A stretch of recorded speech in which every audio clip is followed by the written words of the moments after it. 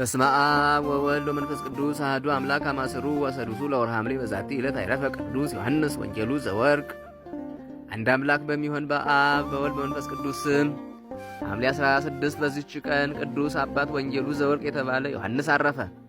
ይህም ቅዱስ ከሮሚ ሀገር ነበር። አባቱም አጥራብዮስ የሚባል ባለጠጋ ነው። የእናቱም ስም ብድራ ይባላል። እንዲማርም ለመምህር ሰጡት። ቅዱሳት መጻሕፍትንም ተማረ። ከዚህ በኋላ ገበታው የወርቅ የሆነ ወንጌልን ያሰራለት ዘንድ አባቱን ለመነው። አባቱም እንደፈለገው አሰራለት። ሁልጊዜም ያነበው ነበር። በሚያነብ ጊዜም አባቱና እናቱ ደስ ይላቸው ነበር። በዚያም ወራት ወደ ኢየሩሳሌም የሚጓዝ መነኩሴ ወደ እነርሱ መጣ። በእነርሱም ዘንድ አደረ። ከቅዱስ ዮሐንስም ጋር ተነጋግሮ የምንኩስናን ሥራ አመሰገነለት። ይህን ዓለም እስከናቀና ወደ እርሱ መነኮስ ይሆን ዘንድ እስከ ወደደ ድረስ ልቡን ማረከው። ያን ጊዜም ያ መነኮስ ወደ ኢየሩሳሌም ተጓዘ። ሁለተኛም ተመልሶ እንደ ልማዱ በእነርሱ ዘንድ አደረ። ቅዱስ ዮሐንስም መነኩሴው ወደ ገዳሙ ይወስደው ዘንድ ፈለገ። መነኩሴውም አባትህን እፈራዋለሁ፣ ልወስድህ አይቻለኝም አለው። ቅዱስ ዮሐንስን ስም ከእርሱ ጋር እንዲወስደውና ነፍሱን እንዲያድን አማለው።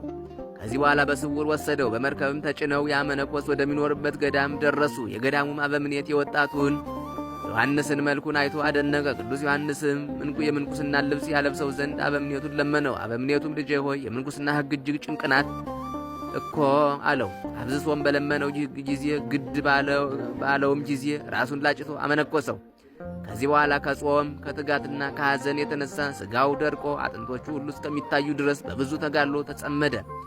አበምኔቱም ልጄ ሆይ ለሰውነትህ እዘን፣ ድካምህንም ቀንስ፣ መነኮሳቱም ሁሉ እንደሚሰሩት ሥራ እያለ እያጽናናው ይመክረው ነበር።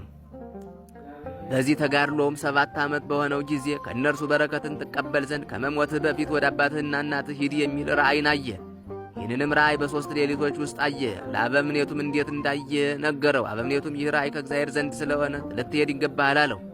ከገዳሙ በወጣ ጊዜ አንድ ምስኪን ሰው ጨርቅ ለብሶ አገኘ። የእርሱንም ልብስ ሰጥቶት ጨርቁን ወሰደ።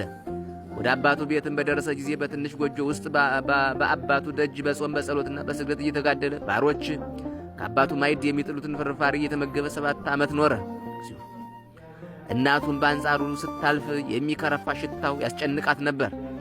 ረፍቱም በቀረበ ጊዜ የእግዚአብሔር መልአክ ከ7 ቀን በኋላ ከዚህ ዓለም ትወጣለህ ብሎ ነገረው። ያን ጊዜም ወደ እናቱ ልኮ ልመናውን ልትሰማ ወደ እርሱ መጣች። ልጇም እንደሆነ ፈጥኖ አልነገራትም። ነገር ግን በዚያች በታናሽ ማደሪያ ውስጥ በላዩ ባለ ጨርቅ እንድትቀብረው የለበሰውንም ጨርቅ እንዳትለውጥ አማላት። ከዚህ በኋላ ያንን የወርቅ ወንጌል ሰጣት። እንዲህም አላት፣ ይህን መጽሐፍ አንብቡ፣ ይህንም አስቡኝ አላት። አባቱም በመጣ ጊዜ ያንን የወርቅ ወንጌል አሳየችው። እርሱም ለልጁ ያሰራለት ወንጌል እንደሆነ አወቀ። አባቱና እናቱም ወደ እርሱ ሂደው ስለ ልጃቸው ጠየቁት። እርሱም ከዚህ ጨረቅና ከዚህ ትንሽ ማደሪያዬ ውስጥ በቀር በሌላ እንዳትቀብሩኝ ማሉልኝ አላቸው። በአማላቸውም ጊዜ እርሱ ልጃቸው እንደሆነ ነገራቸው። ያን ጊዜም ጮኹ፣ መሪር ልቅሶንም አለቀሱ። የሮሜ ከተማ ሽማግሌዎችና ሕዝቡ ሁሉ ተሰበሰቡ። 7 ቀንም ሲፈጸም ቅዱስ ዮሐንስ አረፈ። እናቱም መሐላዋን ረስታ አስቀድማ ለሰርጉ ያዘጋጀቻቸውን ያማሩ ልብሶች አውጥታ ገነዘችው።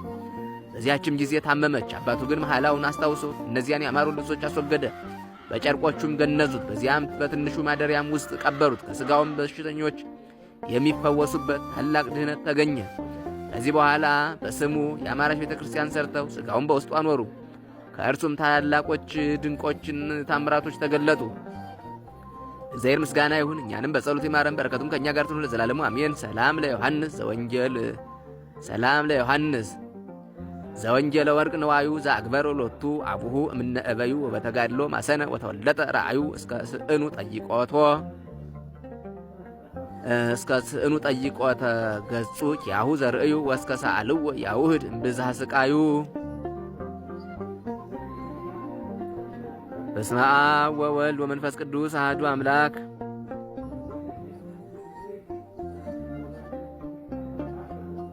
ሰላም እብልክ ያ ከመራዌ ልብሰትትና ወፍቅር እንተረሰይከ ስጋዌ ሰርጽ ሐዋርያት አቡነ መሴስ የውሉድ ህብስተ ልባዌ ባይቴ ረክብ ኪያከ ኖላዌ የዋሃ ርግብ